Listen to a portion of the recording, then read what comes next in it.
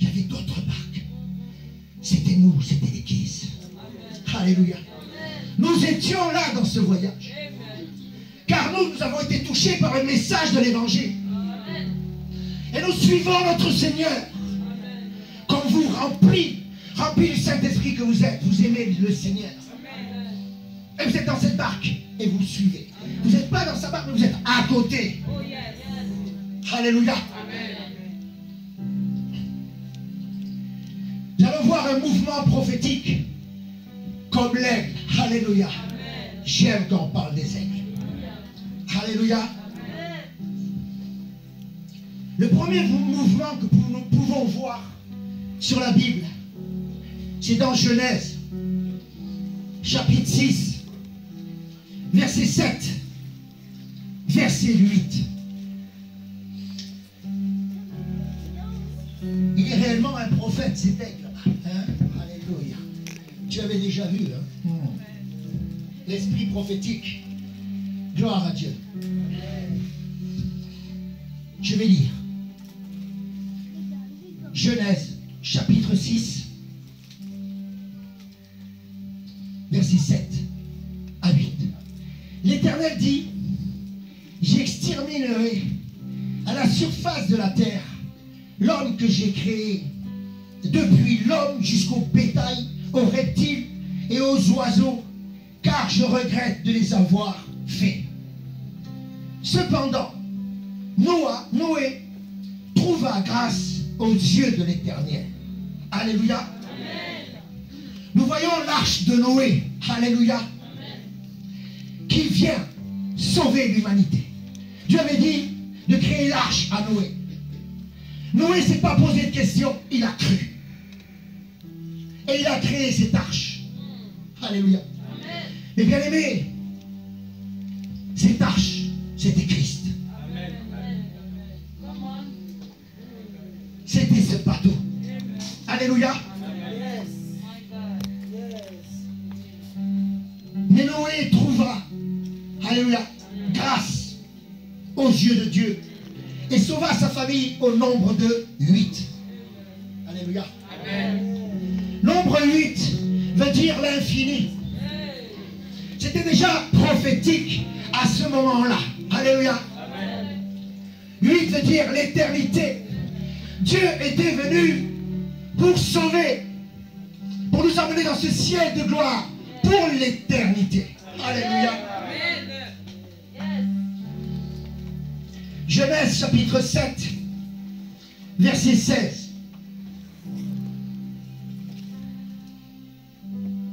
Genèse chapitre 7, verset 16. Il entra, mâle et femelle, de toute espèce, comme Dieu l'avait ordonné à Noé. Puis l'Éternel ferma la porte sur lui. Nous voyons que la grâce est ouverte, mais qu'un jour Dieu va fermer cette porte et nous ne pourrons plus avoir le salut au nom de Jésus. Alléluia. Il entra, la Bible dit, mâle et femelle. Regardez mes bien-aimés, nous allons plonger maintenant. Il y a beaucoup d'aide ici. Et il y a beaucoup qui aiment la parole de Dieu. Je le sens. Genèse chapitre 7. On va commencer par le verset 1. L'Éternel dit à Noé, entre dans l'arche avec toute ta famille, car je t'ai vu comme juste devant moi dans cette génération. Il n'y a pas quelque chose qui vous choque? Juste.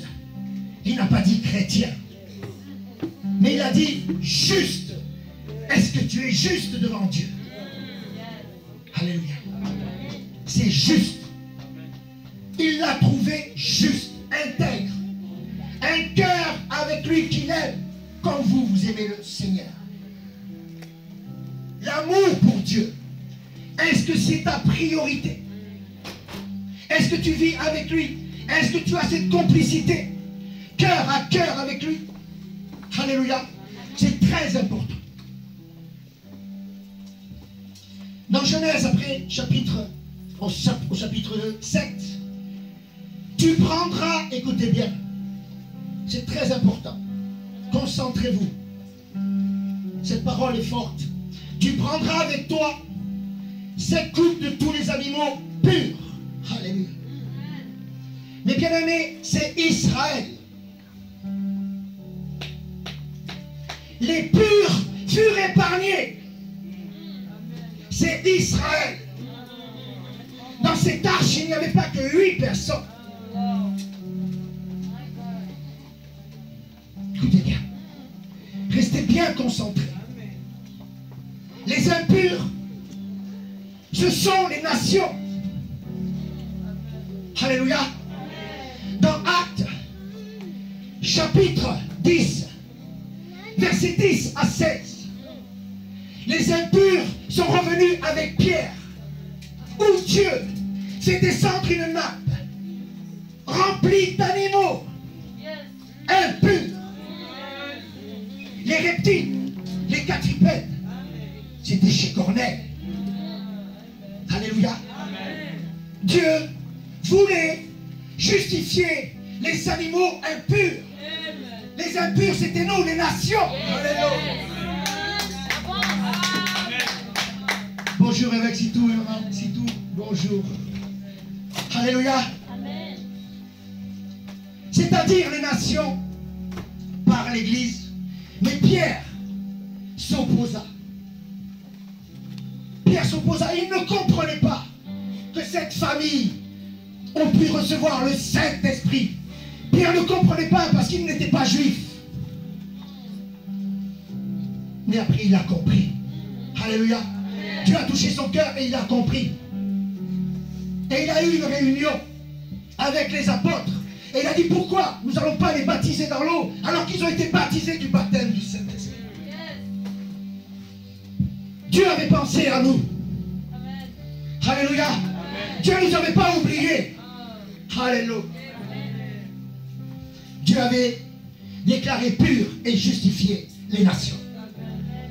Alléluia. Amen. Et cette coupe d'oiseaux. Alléluia. Mon prophète, cette coupe d'oiseaux,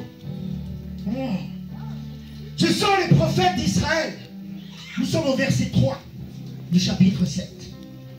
Ce sont les prophètes d'Israël. Les 7000 que le Seigneur s'est réservés. Ces 7000, vous êtes partis.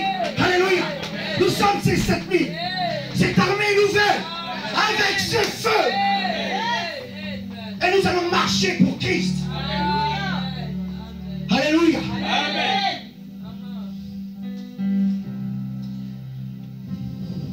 Au verset 4. En effet, encore 7 jours, et je ferai tomber la pluie sur la terre pendant 40 jours et 40 nuits. Les 7 jours, mes bien-aimés, ce sont la semaine de la création. Alléluia. Le 7e jour, c'est le millénium. Alléluia. À la fin du millénium, Dieu fera tomber sa pluie. Alléluia. La pluie du jugement. Le jugement dernier.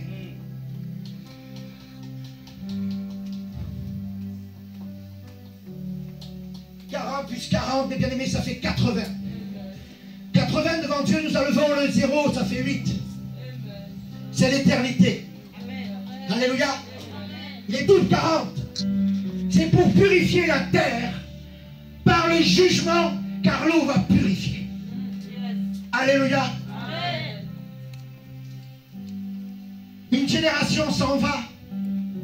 40 nuits, comme la Bible dit, 40 soirs est une génération. Une génération, c'est 40 ans. 40 jours égale 40 matins. La génération soir, c'est l'Église. Alléluia. Et la génération matin, c'est Israël. L'Église. Et au soir du temps, une génération, c'est 40 ans. Alléluia. Devant Dieu, c'est 40 ans. Gloire à Dieu. Et nous allons finir par Noé. Allez dans Genèse 8, s'il vous plaît.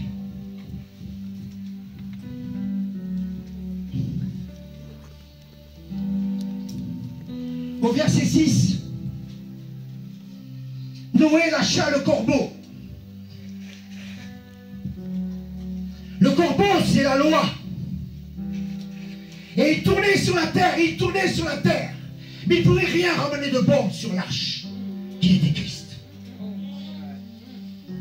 Et le corbeau, c'est un charognard. Le corbeau, il voulait manger la chair.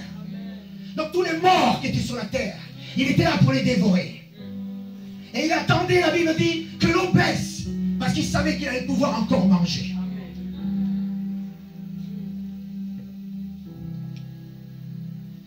Nous voyons après la colombe. La colombe, c'est le Saint-Esprit, bien sûr. La grâce, le symbole de la nouvelle alliance. Dieu fait la paix avec les hommes. Mais dans la Bible, nous voyons que la colombe a été lâchée 3 fois. Et nous savons qu'il y a les 3 dispensions. Amen. Amen. La loi, les prophètes et les psaumes. Cette colombe voyageait. Avec la loi, elle n'avait rien. Elle est repartie à l'arche. C'est là qu'elle revient la première fois. À son second départ, elle part, elle voyage. Et la Bible dit qu'elle revient avec une feuille.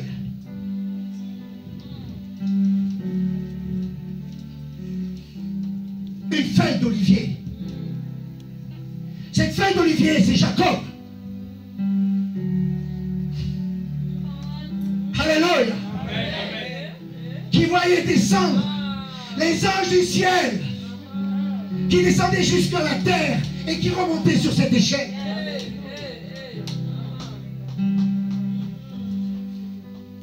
Et on dit la 3e fois que la colombe s'en va de l'arche. Elle part, et là nous sommes, c'est les psaumes. Et c'est tournera le voyage. Et Noé attend qu'elle revienne. Elle n'est jamais revenue.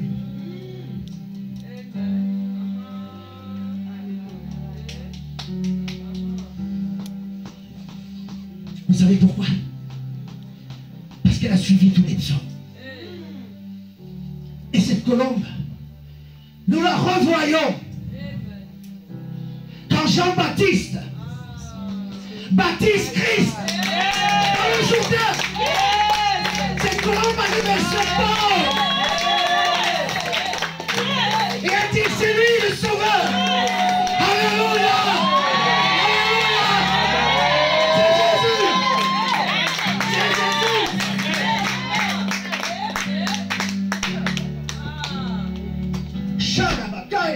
Alléluia. C'est Jésus notre sauveur. C'est Jésus notre Seigneur. Alléluia. C'est lui l'arche véritable. Alléluia. C'est sans descendre dans cette arche que nous allons rentrer pour l'éternité. Alléluia.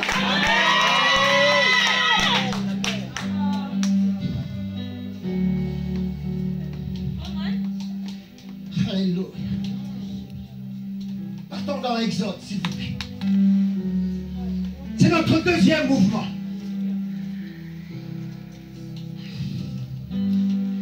Dans l'Exode, je vous réponds. Alléluia.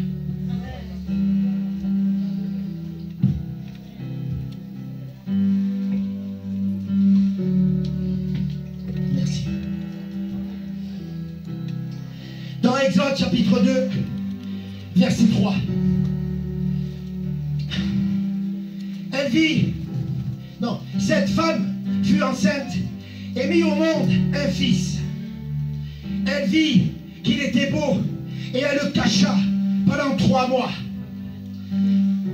Lorsqu'elle ne put plus le garder caché, elle prit une caisse de jonc qu'elle enduisait de midim et de pois. Puis elle y mit l'enfant et le déposa parmi les roseaux sur la rive du fleuve. Alléluia. Moïse aussi était sur un fleuve, sur une barque. Alléluia. Là on parle d'une caisse de jonc, mais c'était la même chose. Alléluia. Cet homme, Moïse, venait délivrer Israël de l'Égypte. Alléluia. Lui aussi, il arrivait du fleuve. Alléluia. Le tabernacle. Alléluia. Où Christ a donné son sang. Pas du sang des taureaux, ni du sang des boucs, mais son propre sang. Nous avons la vie qui coule. Alléluia.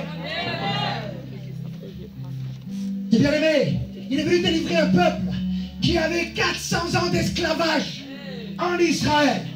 Alléluia. Partons dans Actes. Alléluia. Que la gloire soit pour notre Seigneur, notre Dieu.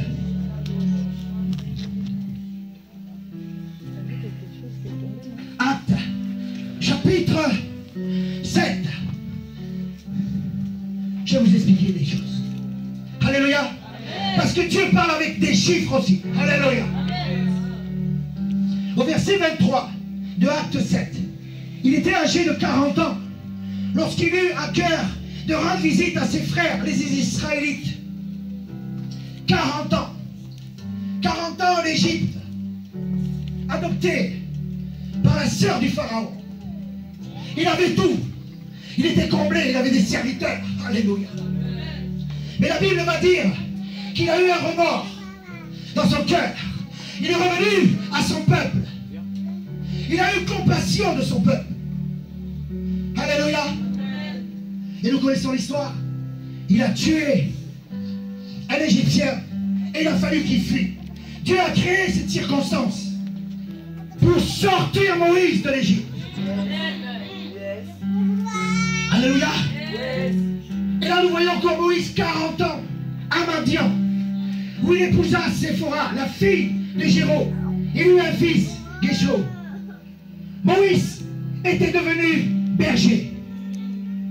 40 ans berger. Une nouvelle vie.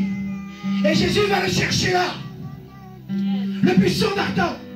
Le buisson ardent qui lui parle. Qui lui dit: tu as une mission. C'est d'aller sauver mon peuple. Lui qui était berger.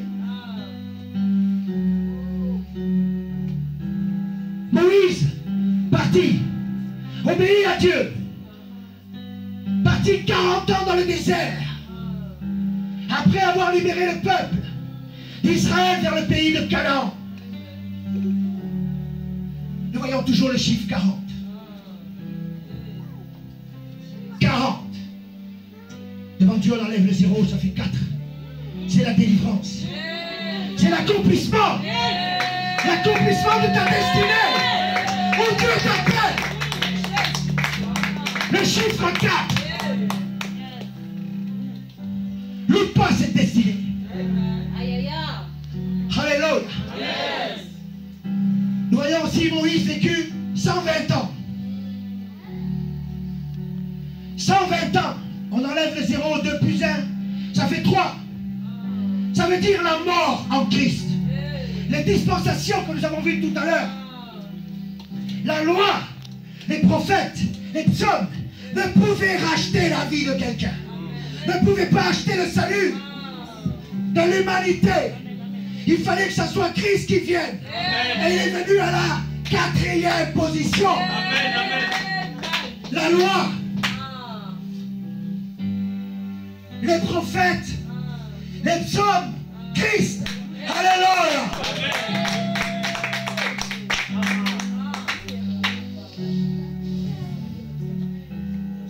Tout enfant de Dieu doit mourir à la croix de Golgotha. Tu dois mourir. La chair doit se taire. Le combat d'un chrétien, c'est l'esprit. Contre quoi? Contre la chair. La chair veut t'emmener dans le péché. Mais l'esprit te donnera la victoire si tu le crois. Ça ne sera pas par tes forces. Tu n'y arriveras pas. Le seul qui peut briser tes chaînes, le seul qui peut briser tes liens, c'est Christ. Alléluia.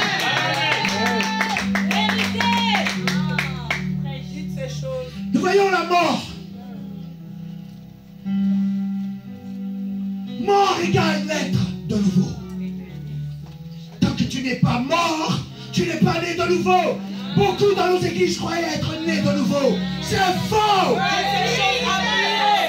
C'est faux. Donne-moi ton témoignage. Dis-moi d'où tu arrives. Je vais te dire si tu es né de nouveau.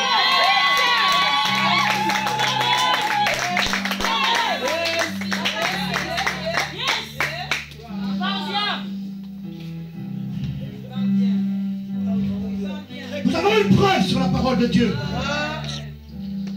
Moïse, à la montagne de Sinaï, il descend avec les tablettes. Le peuple l'attendait. Mais le peuple disait, mais qu'est-ce qu'il fait Moïse? Ils ont commencé à pécher. Ils ont fait un veau d'or. Moïse descend avec ses tablettes. Et quand il arrive en bas, il voit son peuple avec ce veau d'or en train de faire n'importe quoi. Il y a eu la mort. 3000 sont morts ce jour-là. C'est pour nous dire que nous n'y arriverons jamais, jamais à être parfaits seuls. La loi, il fallait que Dieu, Jésus de Nazareth, vienne abolir la loi. Accomplir la loi, pardon. Accomplir la loi pour nous, incapables que nous sommes. Tous ici pécheurs. Mais Dieu nous a rachetés à la croix. Et si nous croyons que par la force du Saint-Esprit, nous serons délivrés, crois seulement. Prie et crois en ce Dieu qui t'a appelé. Il va le faire. Tout est accompli. La loi, la grâce. Je vais vous expliquer. La loi, autrefois, il fallait que des gens vous voient. Une ou deux ou trois personnes pouvaient témoigner s'ils ont voulu faire quelque chose. Si vous n'étiez pas vu, pas pris. La grâce, tout le monde te voit. Dieu te voit. Mais les anges de l'Éternel te voient. Et les esprits du diable te voient.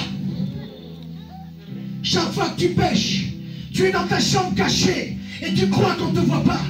Mais les esprits démoniaques te voient et ils te réclament au Seigneur. Ne lâche pas, ne rentre pas dans ce péché. Dis Seigneur, je ne veux pas. Je refuse. C'est ça que Dieu veut. C'est ça. Voir si tu es vraiment comme vous êtes là, à feu pour Dieu. Et que vous ne voulez pas le décevoir. Alléluia. Amen. Et Dieu fera pour vous. Yes. L'ennemi, mon bien-aimé, veut te ramener sous la loi. En te disant, fais pas ci, fais pas là. Tu n'es pas digne. C'est le jeu du diable. Et quand il y en a un qui tombe, il n'a plus de force pour revenir. Parce que le diable l'accuse dans sa tête. Alors quoi? Qu'est-ce que Dieu dit? Partez dans Hébreux, s'il vous plaît. Chapitre 4, verset 16. Approchons-nous donc avec assurance du trône de la grâce, afin d'obtenir compassion et de trouver grâce pour être secouru au moment opportun. Mon bien-aimé, ça peut arriver à tout le monde de tomber. Je le dis et je le répète, tout le monde est tombé. Même les plus grands serviteurs de Dieu sont tombés. Yes. Tout le monde peut tomber. Dieu des fois nous pose un caillou sur la tête pour qu'on s'humilie, qu'on revienne à genoux devant lui et que nous réclamons la grâce de Dieu. Parce que beaucoup servent Dieu, ils ne sont plus à cette source, comme je le dis.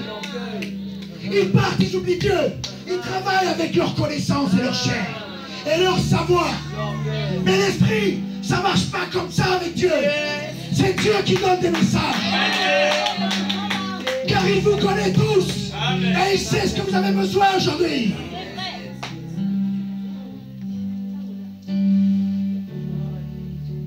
Maintenant, je vais vous montrer quelque chose d'extraordinaire.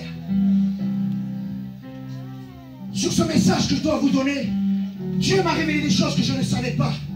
Je le reconnais devant vous. J'ai été enseigné dans ce moment-là. Parce que Dieu nous enseigne, même les serviteurs, jusqu'au bout de notre vie, on sera enseignés. Allez sur Deutéronome, s'il vous plaît. Allez voir si c'est fort.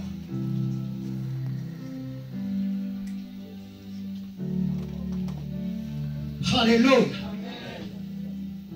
Deutéronome chapitre 34. Je vous laisse y aller parce que... Et si vous avez un petit papier, quelque chose, vous laissez dedans parce qu'on va revenir. Deutéronome chapitre 34, versets 5 à 6. Regardez bien. Vraiment, Dieu est merveilleux. Moïse, le serviteur de l'Éternel, mourut. Alléluia. Mourut là, dans le pays de Moab, conformément à l'ordre de l'Éternel. Il mourra sous l'ordre de l'Éternel.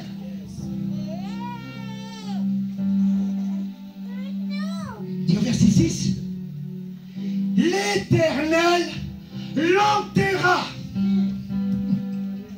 Moïse est la loi. Écoutez bien ce que je vous dis. Alléluia. Dieu enterre Moïse. Il enterre la loi. Et l'ennemi veut prendre son corps. Regardez dans Jude 9. Alléluia. Quelle révélation. Je dis gloire à mon Dieu. Jude, c'est avant Apocalypse. Il y a quel chapitre? Jude 9. Regardez ce qu'il dit. Or, lorsqu'il discutait avec le diable, il lui disputait le corps de Moïse, l'archange Michel, l'ange Michael. L'ange Michael était en train de protéger le corps de Moïse. Le diable venait réclamer le corps de Moïse. On n'enterrait pas les morts dans la terre à cette époque-là. Moïse était peut-être au milieu des rochers. Et ce corps devait être parfait. Et nous allons voir pourquoi. Dieu l'enterra. Et l'ennemi veut prendre son corps. Il veut faire réapparaître ce que Dieu a enterré. Ce que Dieu a enterré en toi. Quand il est venu te chercher, il a posé sa main. Il t'a arraché des ténèbres. Tes péchés sont jetés au fond de la mer. Alléluia. Ceci est une tactique de l'ennemi. Quand quelqu'un s'est donné à Dieu, tu as tout laissé pour Dieu. Tu as laissé beaucoup de choses. Tout ce que tu aimais, tu les as laissés pour Dieu. Parce que quand le véritable Dieu, c'est le véritable Dieu qui vient te chercher. Tu as un amour prêt à mourir pour lui. Tu ne vois que lui. Ce premier amour que la Bible dit. Gardez ce premier amour. Le diable, par les circonstances de ta vie, les mauvais passages de ta vie, il veut t'arracher ça. Et il veut mettre de l'amertume dans ton cœur. Et là, il a gagné. Parce que si tu ne sais plus pardonner, il ne te pardonnera plus. Dieu dit que celui qui pardonne beaucoup, ses péchés seront pardonnés. Le diable veut déterrer ce que Dieu a enfoui de toi. Ton passé. Les gens qui te ramènent dans le passé, ce sont des démons à deux pattes. C'est diabolique et satanique. On ne doit parler jamais du passé à un enfant de Dieu ne rappelle jamais le passé. Le passé est derrière. Tu regardes devant. Alléluia.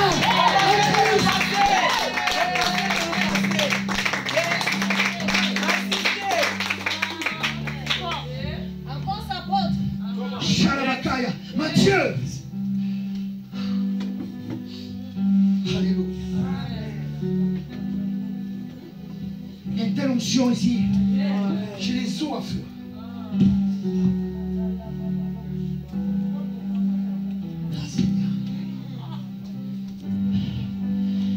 Matthieu, chapitre 17. Nous allons plonger. Alléluia. Nous sommes dans la montagne de la transfiguration. Alléluia. Je suis obligé de commencer au verset 1 jusqu'à 6 pour qu'on puisse tous comprendre. 6 jours après, Jésus prit avec lui Pierre, Jacques et son frère Jean. Et il les conduisit à l'écart sur une haute montagne.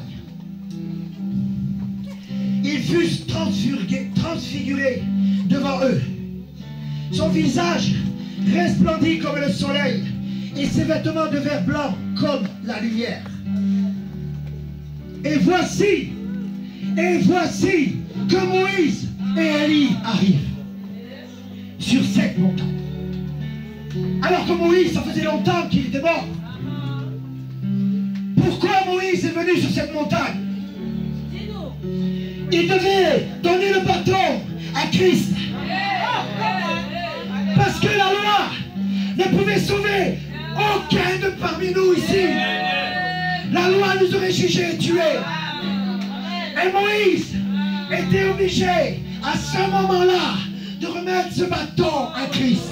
Lui, le seul roi, le seul qui peut racheter l'humanité. Jésus-Christ.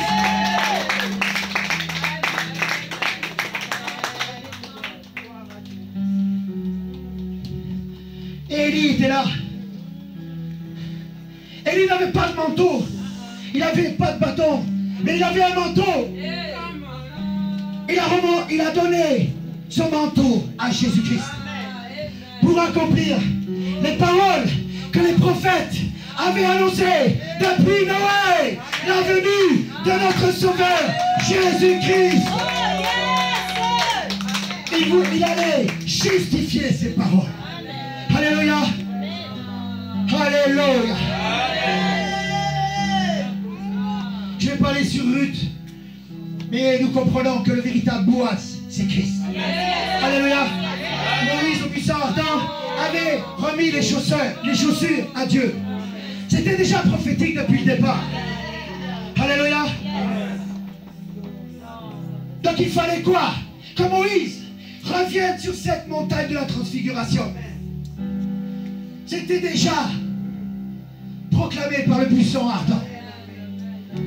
Dieu parle toujours prophétiquement. Regardez autour de vous. Il parle partout. Et même quelqu'un d'insignifiant. Moi un jour, c'est une petite fille de 9 ans qui ne connaissait même pas ce que c'était que Dieu. Cette petite fille, un jour, elle s'est retournée vers moi, elle a fait chut. J'ai regardé, j'ai dit, qu'est-ce qu'elle dit? Je ne comprenais pas. Fais attention au don que je t'ai donné. Dieu me parlait. Faites très attention. C'était une gamine qui ne connaissait pas Dieu, qui n'allait pas à l'église. Dieu peut se servir de n'importe qui pour te parler. Sois attentif. Alléluia. Revenons sur Deutéronome. Alléluia. Toujours au chapitre 34. Je n'ai pas été jusqu'au bout, justement pour quelque chose. Alléluia.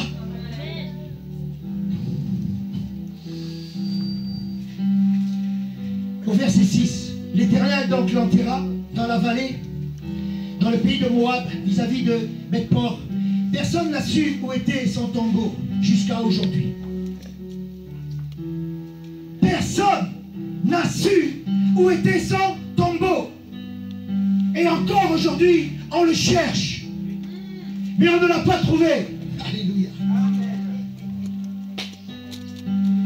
Ah, Jésus, tu es formidable. Personne n'a su où était son tombeau jusqu'à aujourd'hui. Ça veut dire qu'il n'y a aucun homme, écoute bien, qui pourra retrouver une trace de tes péchés. Ton péché est à la croix de Golgotha, où l'acte qui te condamnait, il l'a monté à la croix. Et personne ne peut monter à la croix. Car celui qui veut monter à la croix, il ne pourra plus te juger. Tu sais pourquoi? Car celui qui monte à la croix, il se convertit. Ça veut dire que l'ennemi ne peut pas monter à la croix. Parce qu'il ne peut se convertir. Il ne peut plus t'accuser. Celui qui monte à la croix devient ton frère. Ne laisse pas ton ennemi déterrer ton passé. N'autorise personne. Quand Dieu vient te chercher, il te lave, il te nettoie et il te couvre de son amour. Tes péchés, ne regarde pas ta soeur ni ton frère. Regarde que Dieu seul. Que quand tu vas mourir, tu seras en face de ce Dieu. Tu seras seul. Ta femme, ton mari, ton pasteur ne sera pas là. Alléluia. On a plus de temps, c'est ça? On a encore le temps. Alors je vais finir. On va revenir à la barque où on a commencé. Vous voyez ce chemin, s'il était long, vous allez encore faire un parcours avec le Seigneur sur cette barque où il enseignait. Où il enseignait, où on a vu. Il enseignait ses serviteurs, ses apôtres.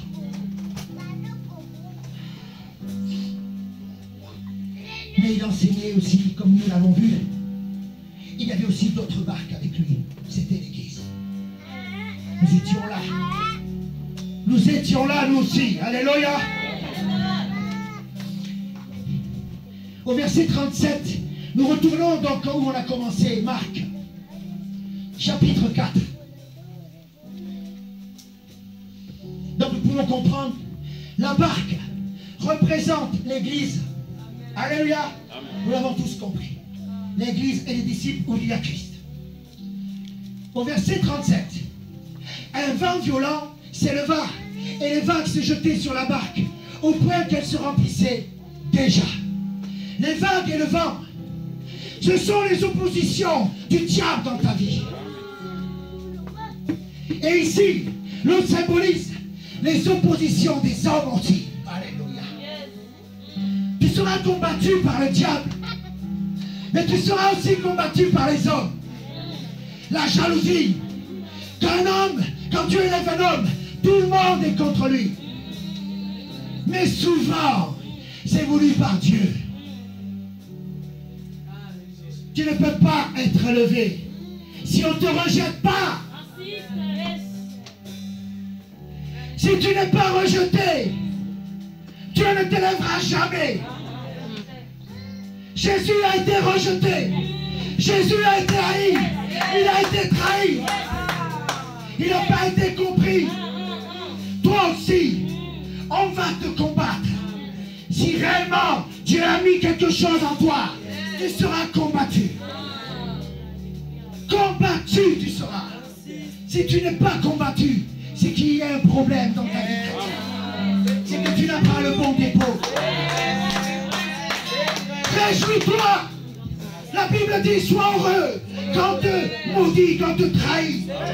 Car personne ne peut te maudire. Personne.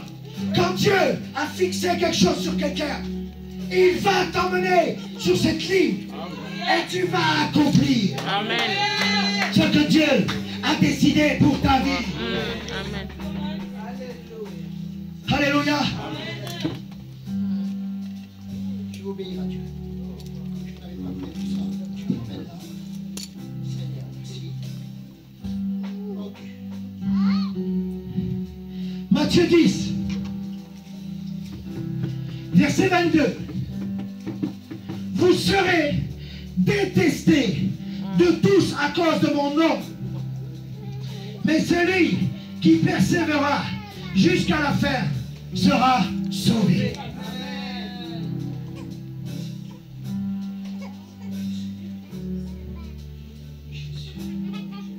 Merci Seigneur. Matthieu, chapitre 5, verset 10. Heureux ceux qui sont persécutés pour la justice, car le royaume des cieux leur appartient. Verset 11. Heureux serez-vous lorsqu'on vous insultera, qu'on vous persécutera et qu'on dira faussement de vous toutes sortes de mal à cause de moi. Alléluia. Réjouis-toi aujourd'hui. Réjouis-toi. S'il y a des gens qui ne te comprennent pas, qui te combattent, que tu as des problèmes et tu ne comprends pas, c'est que Dieu est dans cette affaire dans ta vie.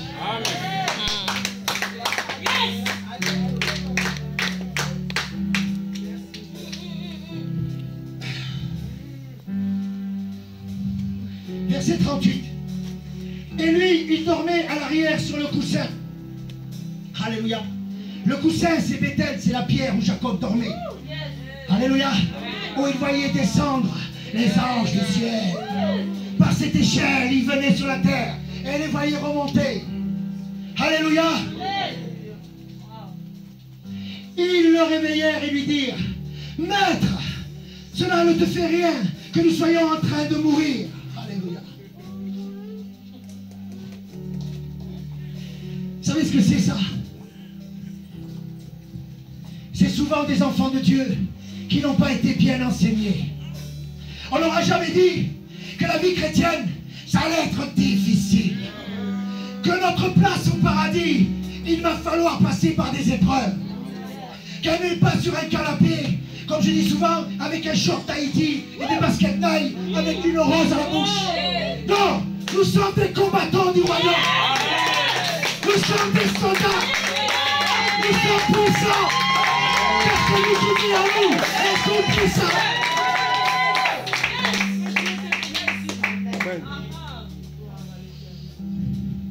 Il se réveilla, menaça le vent et dit à la mer: silence, tais-toi. Nous voyons l'autorité de la parole de Dieu. Tu as cette autorité, mais il faut que tu le croies. Ta parole est une puissance. Fais attention à ce que tu dis. La Bible dit: tu peux maudire ou tu peux bénir. Fais attention à ce que tu dis. Tu enregistres tout. Plus tu maudiras tes frères, plus Dieu va mettre une pierre sur ta tête. Occupe-toi de toi. Ta vie chrétienne, c'est un objectif. C'est regarder au maître. Avance vers le Seigneur. Avance avec Dieu. Les épreuves, c'est pour te rendre fort. Et quand tu seras fort, tu seras une bouche autorisée de Dieu. Quand tu vas proclamer des choses sur la terre, elles sont scellées sur la terre. Elles sont scellées dans le ciel de gloire. La puissance de la parole. Dieu est en train d'enseigner, dire à ses disciples: faites attention, regardez l'autorité de ma parole. Je vous la donnerai aussi. Alléluia.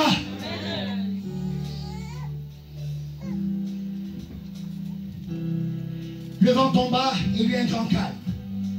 Cette tempête était terminée. Il y a un moment où Dieu va relâcher ce caillou.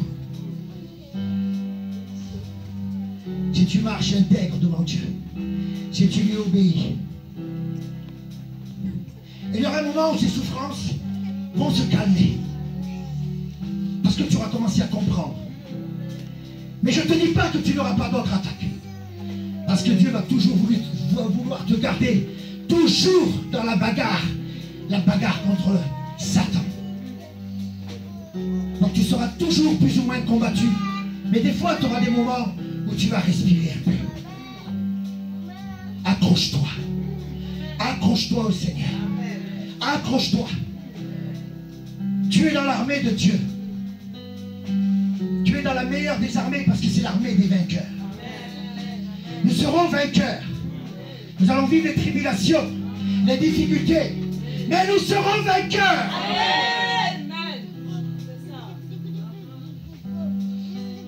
Puis il leur dit, pourquoi êtes-vous si craintifs?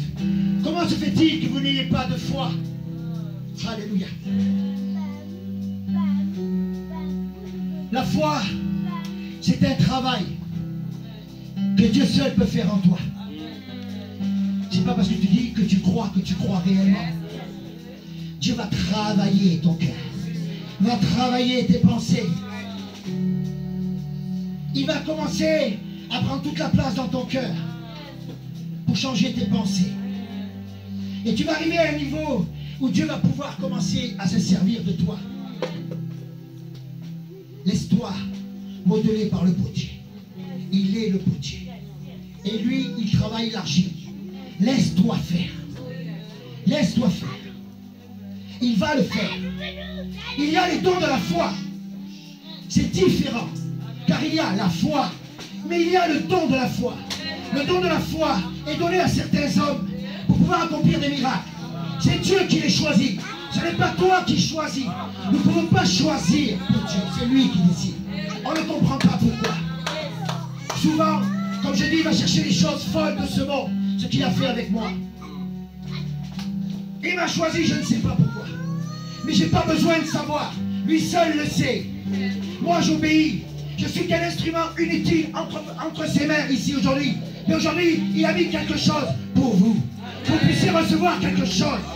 Que quelque chose se transforme dans votre vie. Que quelque chose fasse un titre. Que le cœur reçoit. Que la pensée reçoit. Que vous sortez d'ici différemment.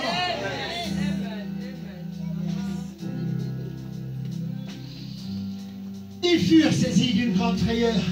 Et ils se disaient les uns aux autres, qui est donc cet homme? Même le vent et la mer lui obéissent. Nous devons tous arriver à cette capacité. Nous devons tous arriver à cette capacité.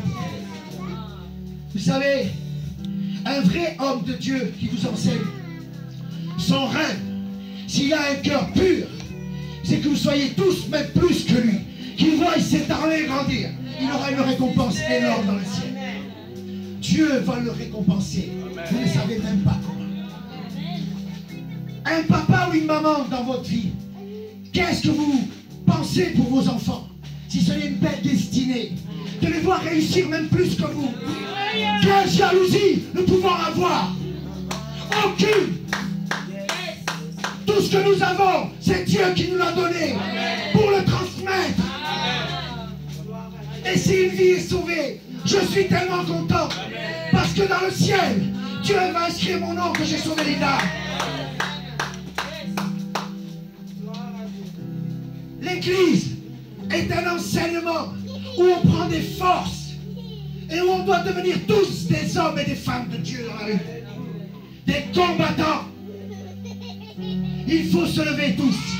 Alléluia.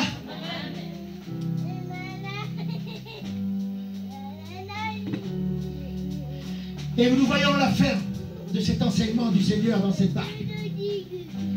Je vais être bref. Dans Marc 5, voyons le fou de Gadara. Alléluia. L'histoire du fou de Gadara représente l'histoire du salut pour l'humanité. Le jour de ta délivrance, ta guérison, ton miracle, toutes les choses que tu réclames à Dieu, c'est aujourd'hui. Je suis venu ici pour que tu puisses recevoir quelque chose. Que le Dieu qui m'a appelé m'a donné un dépôt pour chacun d'entre vous quelque chose. Et je suis tellement heureux d'être dans ce lieu, de nous avoir prêché l'évangile. Vous prêchez l'évangile comme elle doit se prêcher, tout simplement. Soyez bénis. Pour ceux-là qui veulent recevoir la prière, on va sortir toutes les chaises. Et vous allez tous venir. Pour ceux qui veulent. Les malades,